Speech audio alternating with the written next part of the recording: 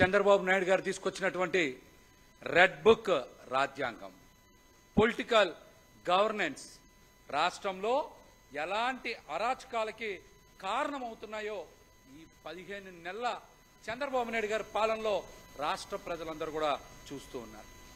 చంద్రబాబు నాయుడు గారి దన్ను చూసుకొని, చంద్రబాబు నాయుడు గారి అండ చూసుకొని, పోలీసుల సహకారంతో తెలుగుదేశం పార్టీ నాయకులు చేస్తున్నటువంటి అరాచకాలు, దుర్మార్గాలు అన్నీ ఇన్ని కావు ఈ రాష్ట్రంలో. ఈ క్రమంలోనే తెలుగుదేశం పార్టీ ఎమ్మెల్యేలు కానీ, మంత్రులు కానీ ఇష్టానుసారం వరుసగా అరాచకాలకి, దుర్మార్గాలకి పాల్పడుతుంటే చంద్రబాబు నాయుడు గారు ఒక్క చర్యలు కూడా తీసుకోకపోవడం పట్ల రాష్ట్ర ప్రజానికం ఆశ్చర్యం వ్యక్తపరుస్తూ ఉంది.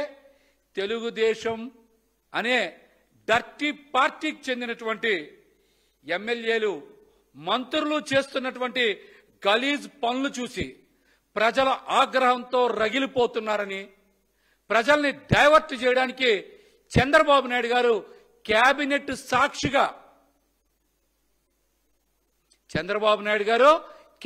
సాక్షిగా ప్రజల్ని పక్కదారి పట్టించడానికి ఎమ్మెల్యేల మీద సీరియస్ గా ఉన్నారని ఎల్లో మీడియా విపరీతంగా ప్రచారం చేసింది. మేము చంద్రబాబు నాయుడు గారిని సూటిగా ప్రశ్నిస్తా ఉన్నాం. చంద్రబాబు నాయుడు గారు, మీరు ఎవరి మీద సీరియస్ అయ్యారు? అసలు సీరియస్ అంటే అర్థం ఏమిటి? నిప్పులు చెరిగిన చంద్రబాబు గారంటే అర్థం ఏమిటి? మండిపడ్డ బాబు గారంటే అర్థం ఏమిటి? ఆగ్రహం వ్యక్తం చేసిన చంద్రబాబు గారంటే అర్థం ఏమిటి? ఈ డైలాగులన్నిటికీ అర్థం ఏంటని మేము మిమ్మల్ని సూటిగా ప్రశ్నిస్తా ఉన్నాం. ఈ డైలాగులు పేల్చి మీరు ఏం సీరియస్ అయ్యారు?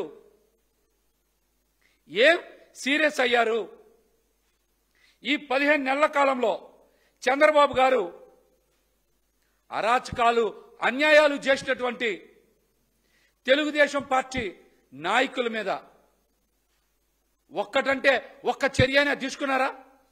ఒక్క కేసైనా నమోదు చేశారా? చట్టపరంగా ఒక్కళ్ళనైనా సరే బోన్లో నిలబెట్టారా? ఏ రకమైనటువంటి విచారణ వేశారో కూడా మీరు సమాధానం చెప్పాలని మేమైతే మిమ్మల్ని సూటిగా డిమాండ్ చేస్తా ఉన్నాం. చంద్రబాబు గారు అధికారంలోకి వచ్చిన 15 నెలల కాలంలో తెలుగుదేశం పార్టీ నాయకులు, మంత్రులు, ఎమ్మెల్యేలు బరి తెగించి ఇష్టానుసారం దౌర్జన్యాలు చేస్తా ఉన్నారు. మరి చంద్రబాబు గారు చట్ట ప్రకారం ఎవరి మీదైనా సరే చర్యలు తీసుకున్నారా? న్యాయస్థానాల్లో నుంచోబెట్టారా? ఒక్కరంటే ఒక్కరి మీదైనా సరే మీరు కేసు పెట్టారా అని మిమ్మల్ని సూటిగా ప్రశ్నిస్తా ఉన్నాం. ఈ అంశం మీద మీరు సమాధానం చెప్పాలని కూడా మేమైతే డిమాండ్ చేస్తా ఉన్నాం.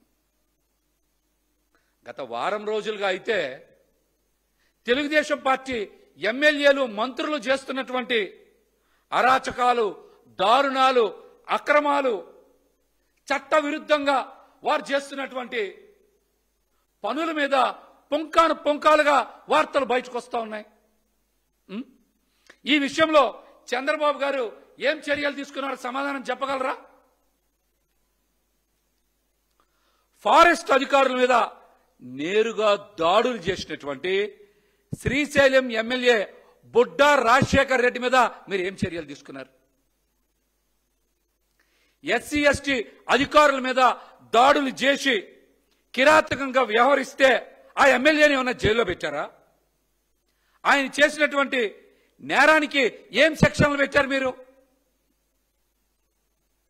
మళ్ళీ సీరియస్ అని చంద్రబాబు గారు డైలాగులు మాట్లాడుతున్నారు. డీలర్లతో కమిషన్ల గురించి మధ్యవర్తిత్వం వహించినందుకు అచ్చెన్నాయుడు తనని బదిలీ చేశారని చీఫ్ సెక్రటరీ గారికి నేరుగా ఆగ్రోస్ జీఎం మోహన్ లేఖ రాశారు. ఆ లేఖ రాసింది వాస్తవమే కదా, ఆ లేఖే ఒక సాక్ష్యం కదా. మరి అచ్చెన్నాయుడు మంత్రి మీద ఏం చర్యలు తీసుకున్నారు?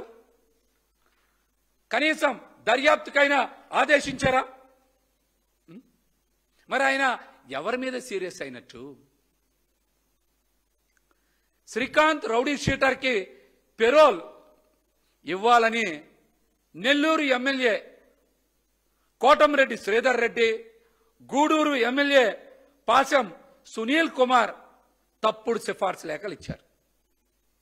మరి హోంశాఖ పెరోల్ ఇవ్వడం కుదరదని, రిజెక్ట్ చేసిన, వద్దని చెప్పిన, మరి వీటన్నిటినీ కాదని వీటో చేస్తూ ఏకంగా హోంమంత్రి అనిత గారు సంతకాలు చేసి పెరోల్ ఇచ్చిన మాట వాస్తవం. ఈ విషయాన్ని పక్కదారి పట్టించడానికి వైఎస్ఆర్సీపీ మీదో ఎవరి మీద పడితే వాళ్ళ మీద ప్రజల ముందు పచ్చి అబద్ధాలు మాట్లాడటం.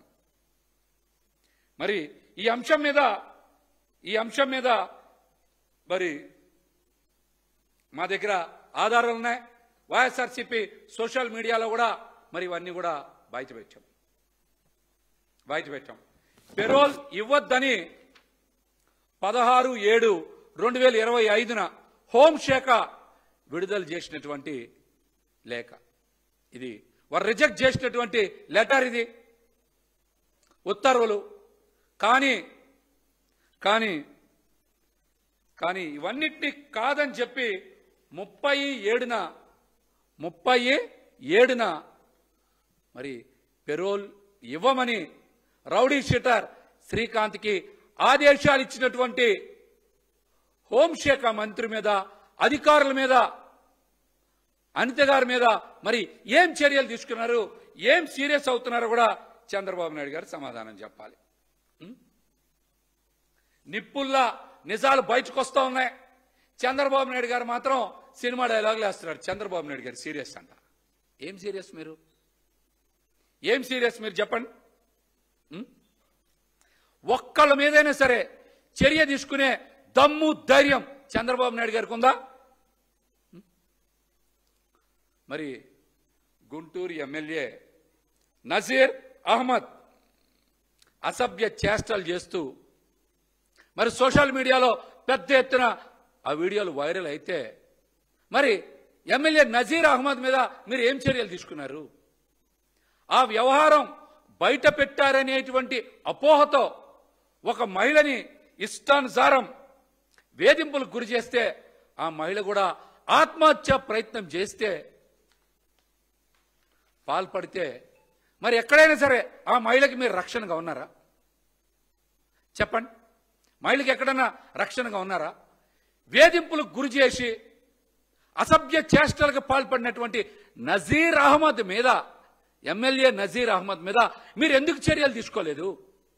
ఇదేనా మీ సీరియస్నెస్ అంటే? దీనికి సమాధానం చెప్పండి.